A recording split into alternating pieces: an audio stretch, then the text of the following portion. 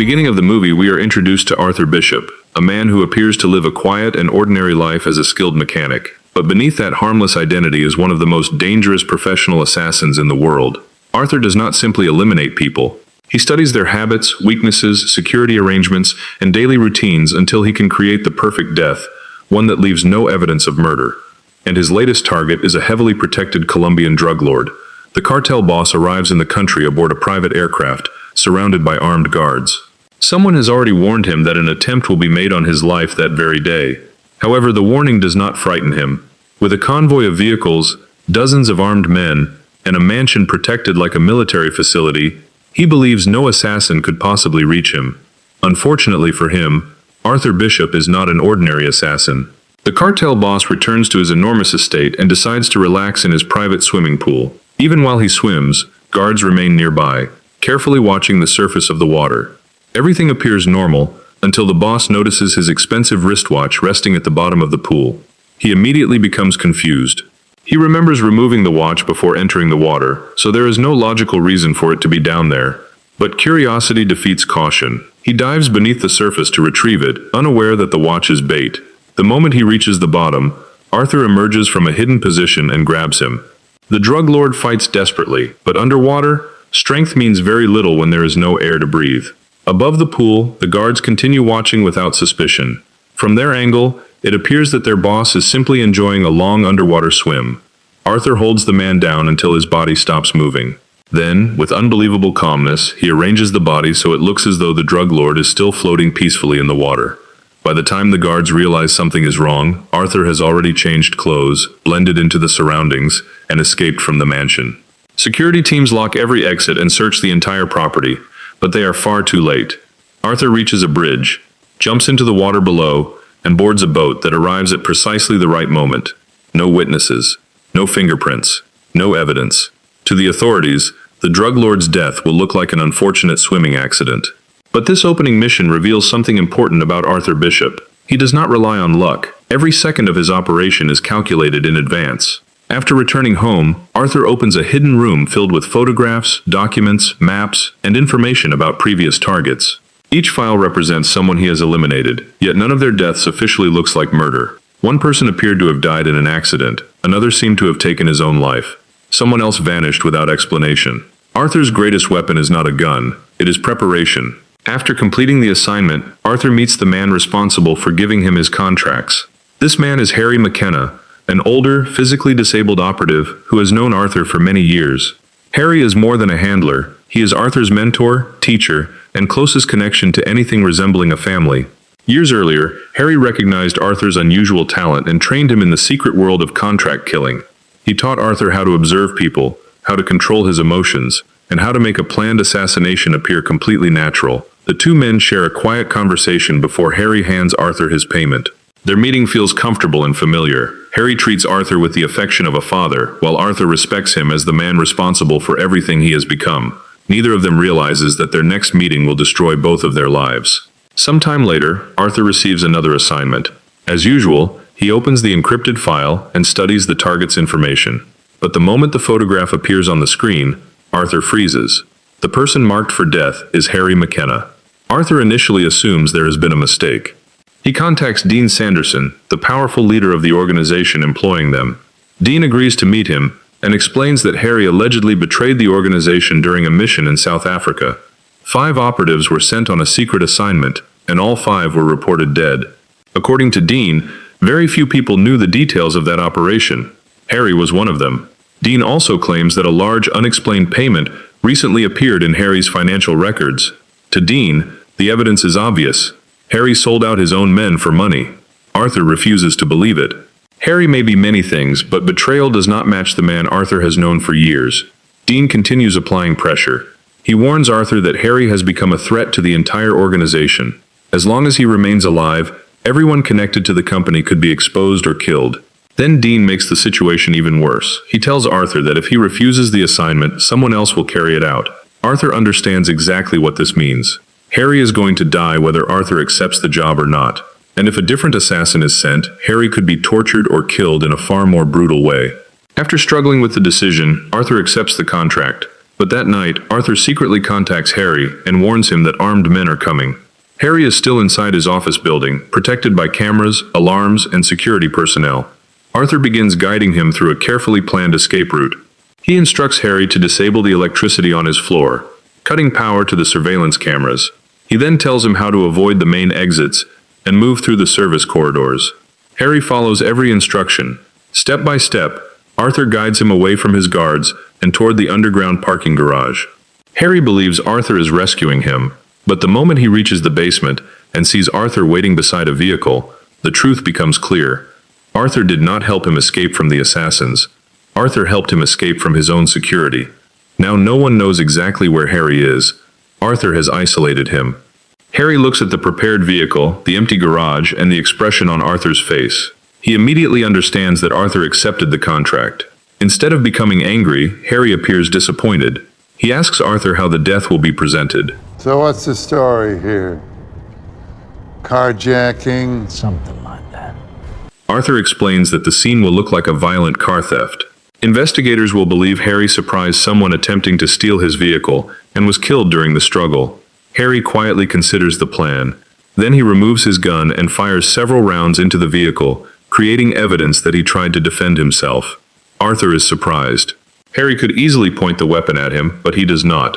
When Arthur questions him, Harry explains that killing Arthur would change nothing. Dean would simply send another assassin. If death is unavoidable, Harry would rather face it at the hands of the man he trained. Before surrendering the gun, Harry gives Arthur one final warning. He tells him that one day he will understand the terrible mistake he is making. Arthur hesitates. For the first time, the emotionless assassin finds it difficult to complete a mission, but in the end, he pulls the trigger.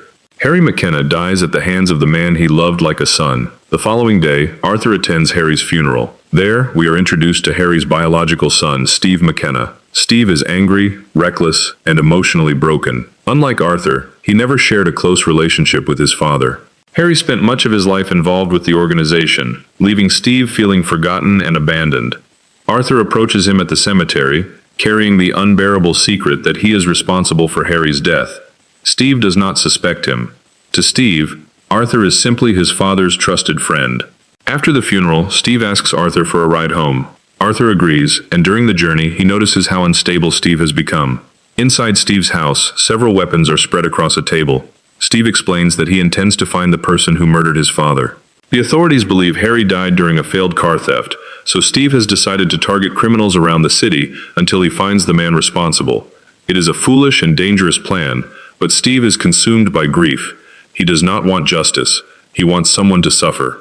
Arthur tries to discourage him, knowing that the man Steve is hunting is sitting directly in front of him. That night, Steve drives to a dangerous area and deliberately waits inside his expensive vehicle, hoping to attract a car thief. Eventually, a criminal approaches and threatens him with a gun. Rather than surrendering the vehicle, Steve tricks the thief, gains control of the weapon, and attacks him violently. Steve beats the man long after he is no longer a threat. He is moments away from killing him when Arthur suddenly appears and stops him. Arthur tells Steve that the criminal had nothing to do with Harry's death. Murdering random people will not bring his father back. He then forces Steve to leave before the police arrive. The encounter reveals something Arthur had not expected. Steve may be undisciplined, but he is fearless. The next day, Steve approaches Arthur with an unusual request. He wants Arthur to train him. Steve knows his father taught Arthur everything about the assassination business. He believes Harry gave Arthur the time, guidance, and attention that should have gone to his own son. Now Steve wants Arthur to repay that debt. Arthur initially refuses and walks away. Training Steve would be dangerous for both of them. More importantly, keeping him close increases the possibility that he will eventually discover the truth about Harry's death. But Steve's words remain in Arthur's mind. Arthur knows he owes Harry more than money could ever repay. The following morning, he contacts Steve and gives him a location and time. Steve's training has officially begun. Arthur first takes him to a pet store and buys him a small dog. Steve is confused. He expected guns, combat drills, or lessons in surveillance. Instead, Arthur instructs him to visit the same cafe every morning with the dog. He must order the same drink, sit in the same position, and remain there for a specific amount of time. Steve asks why, but Arthur refuses to explain. A professional does not need to understand every detail immediately. He follows instructions, observes his surroundings, and waits for the entire plan to reveal itself. For several days, Steve repeats the routine. At the same time, Arthur teaches him how to shoot, control his breathing, study an environment, and remain calm under pressure. Steve improves quickly. Arthur also explains the difference between an ordinary murderer and a mechanic. Anyone can pull a trigger. A mechanic designs the circumstances surrounding a death. The victim must die in a way that prevents the authorities from searching for a killer. To demonstrate this principle, Arthur takes Steve on an assignment. Their target is a criminal who betrayed his associates. Arthur enters the man's home without creating suspicion and calmly holds a conversation with him. The target never realizes he is in danger until Arthur attacks. Arthur kills him using a belt, then carefully arranges the body to make it appear that the man ended his own life. Steve watches everything. There is no panic in Arthur's movements, no unnecessary violence, no evidence left behind. The mission changes Steve. Instead of being frightened, he becomes fascinated. For the first time, he sees the kind of man his father had trained Arthur to become. Later, Arthur brings Steve to his home. Steve notices an old record player and reaches toward it, but Arthur immediately stops him. Arthur warns him never to touch the record or drive one particular car in the garage. These are personal possessions, and Arthur does not allow anyone to interfere with them. Steve laughs off the warning, unaware that these instructions will eventually become deadly. Arthur then reveals Steve's first solo target. The moment Steve sees the photograph, he recognizes the man. It is a huge, intimidating criminal he has repeatedly seen at the cafe. Arthur finally explains the purpose of the dog and the morning routine. The target is attracted to young men, and he has a weakness for animals. By appearing at the cafe every day with the puppy, Steve allowed the target to notice him naturally. Nothing about their meeting seemed arranged. Steve has unknowingly spent days preparing the first stage of the assassination. Arthur provides him with a simple plan. Steve must gain the man's trust, accompany him for drinks, and secretly place a lethal substance into his glass. The death will appear to be the result of excessive alcohol consumption.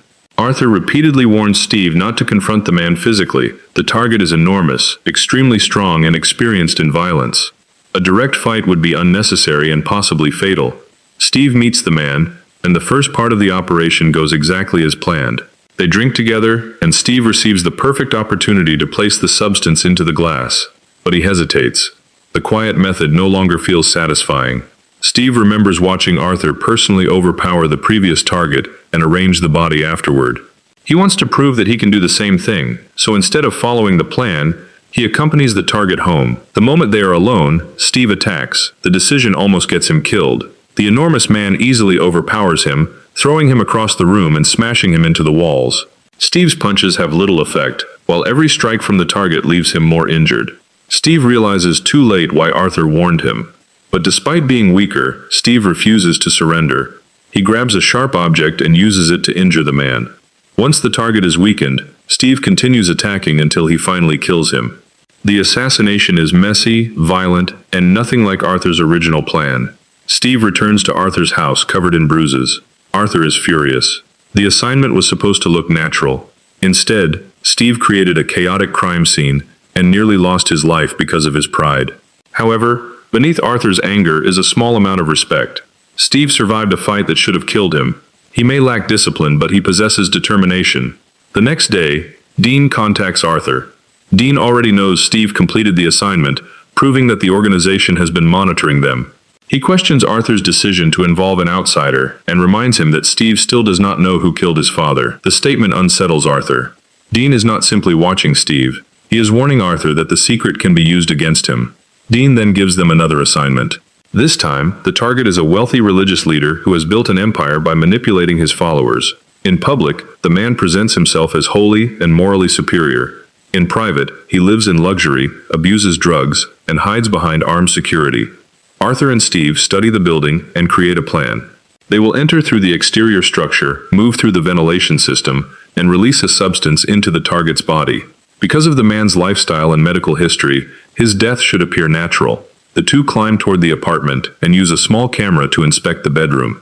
However, the mission immediately becomes complicated. They discover that the target is consuming so many illegal substances that the chemical Arthur prepared may not produce the expected result. It could take too long, fail completely, or leave evidence investigators would notice.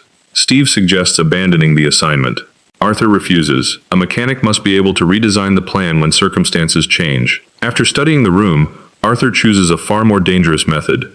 They remove part of the glass structure, and enter while the target is barely conscious.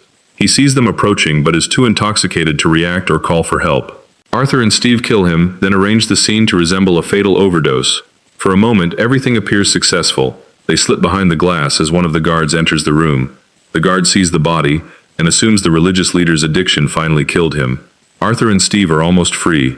Then Steve accidentally drops a small piece of equipment. The sound is quiet, but in a silent room, it is enough. The guards realize someone is hiding nearby and immediately open fire. The careful assassination transforms into a battle. Bullets tear through the walls as Arthur and Steve shoot their way out of the apartment. More guards flood the building, forcing them to fight through hallways and staircases. The entire purpose of a mechanic is to avoid attention, but now the operation has become impossible to conceal. Eventually, Arthur and Steve escape. While moving through the city afterward, Arthur notices a man near a bus station. The face is familiar. According to the organization's records, this man died during the South African mission, the same operation Harry was accused of betraying. Arthur follows him onto a bus and confronts him. The man initially pretends not to recognize Arthur, but the truth quickly emerges. The South African mission was a setup. Dean ordered the man to kill the other members of his team and fake his own death. Dean then created false evidence that made Harry appear responsible for the operation's failure. Once Harry was blamed, Dean manipulated Arthur into killing him. With Harry removed, Dean gained complete control of the organization. Arthur is devastated. Harry was innocent. The mentor he trusted warned him that he would regret his decision, and now Arthur finally understands why. Dean used Arthur's loyalty and professionalism against him.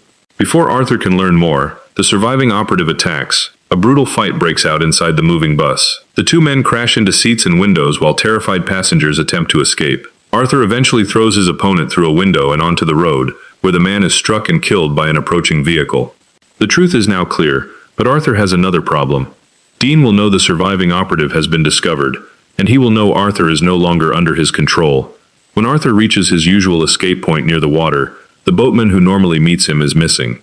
That is the first warning. Seconds later, vehicles arrive carrying several armed men. Dean has already sent a team to eliminate him. Arthur disappears beneath the water before the gunmen can surround him. The attackers search the shoreline, believing he is trapped. Then Arthur begins hunting them one at a time. He rises from the water, attacks from unexpected positions, and uses the environment to conceal his movements. Dean's men came prepared for a gunfight, but Arthur refuses to fight on their terms. Within minutes, every attacker is dead. Arthur escapes in a boat, but before he can recover, Steve calls him. During the conversation, Arthur notices something strange in Steve's voice. He realizes Dean's men are already inside Steve's location. Arthur calmly tells Steve where a hidden gun can be found near the furniture. Steve reaches it and opens fire before the assassins can react. By the time Arthur arrives, the attackers are dead. Arthur explains that Dean framed Harry and is now attempting to kill both of them. Their only option is to strike first. He tells Steve to enter a hidden weapons room and gather everything they will need. While collecting the equipment, Steve discovers something Arthur never intended him to see. Harry's gun. Steve recognizes it immediately. The weapon should have disappeared after his father's death, yet it has been hidden inside Arthur's home. At that moment, every confusing detail begins to make sense. Arthur's strange behavior after the funeral, his knowledge of the crime, his guilt, his decision to train Steve. Arthur Bishop killed Harry McKenna. Steve places the gun inside his jacket but says nothing. He loads the remaining weapons into the vehicle and joins Arthur as though nothing has changed. On the road, Steve begins asking carefully chosen questions. He wants to know whether Arthur has ever killed someone he genuinely cared about. Arthur quietly admits that he has. Steve then asks whether he regretted it. Arthur explains that regret did not come immediately. At first, he believed he was doing what had to be done.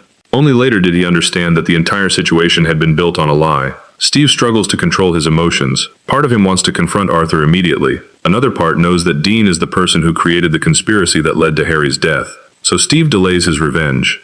First, they will kill Dean. Arthur and Steve study Dean's heavily protected headquarters and create a plan to force him into the open. Arthur triggers the building's emergency systems, making Dean believe an attack is happening inside. Dean evacuates with a convoy of guards and armored vehicles. But the moment he reaches the street, the real attack begins. Steve uses a large vehicle to block the road and smash into the security convoy.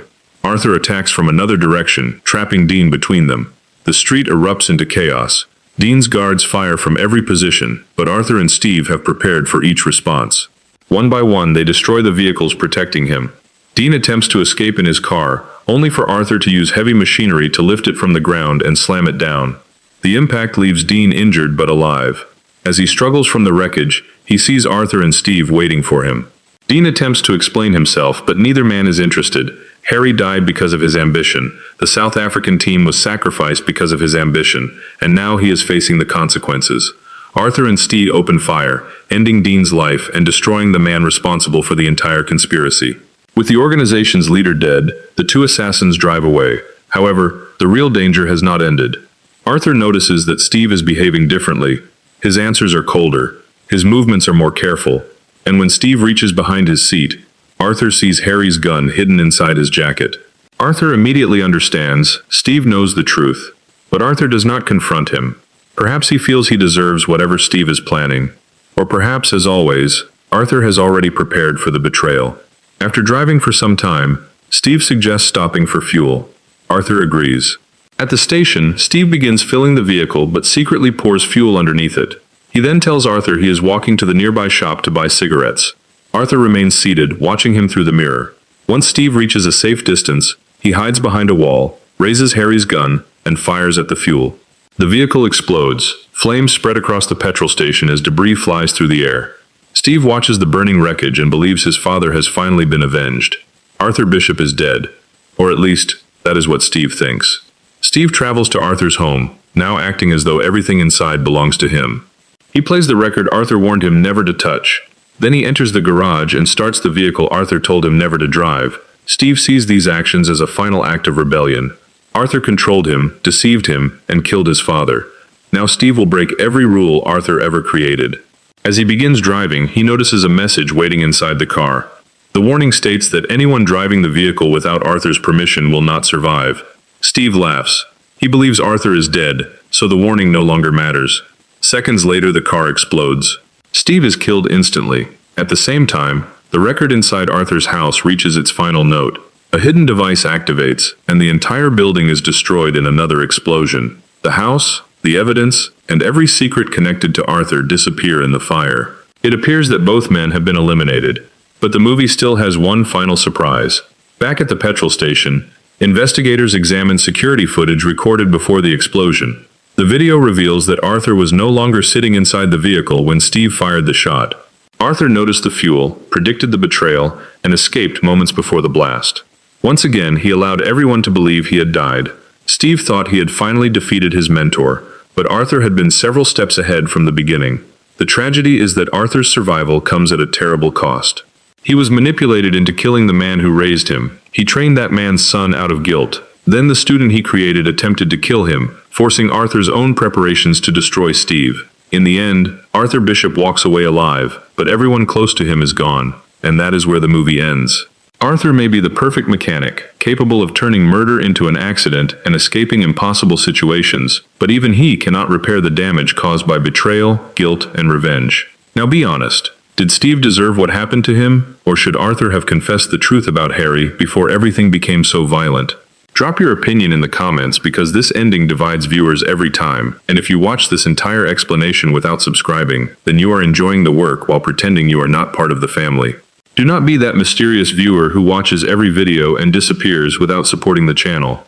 Hit the subscribe button, turn on notifications, and join us for the next movie breakdown, because the next story may be even more dangerous than this one.